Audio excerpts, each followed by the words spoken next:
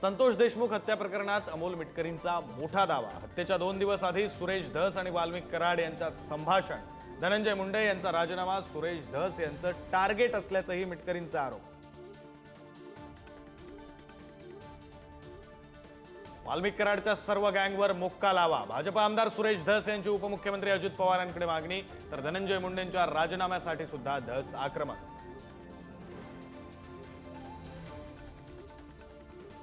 वाल्मिक कराडच्या आवाजाचे नमुने आणि विष्णू चाटेच्या मोबाईलची तपासणी होणार, तर 2 कोटींची खंडणी मागितल्या प्रकरणी विष्णू चाटेची सीआयडी कडून 5 तास चौकशी।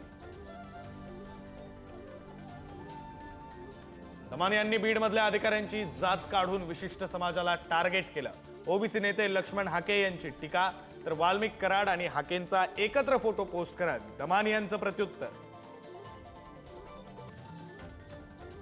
शरद पवारांच्या राष्ट्रवादीच्या खासदारांना अजित पवारांच्या राष्ट्रवादीकडून गळाला लावलं जात असल्याची चर्चा। मात्र सुनील तटकरेंचा फोन आला नसल्याचं कोल्हे आणि लंकेंकडून स्पष्ट।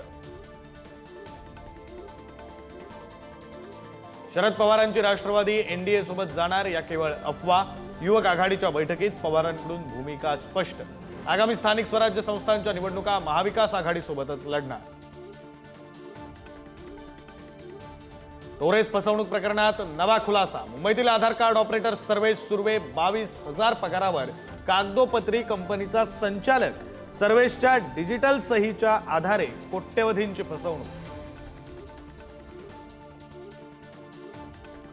भाचीच्या लग्नात मामानंच टाकलं स्वागत समारंभाच्या जेवणात विष। कोल्हापुरातील उतरे गावातली घटना। भाचीच्या लग्नाला होता विरोध।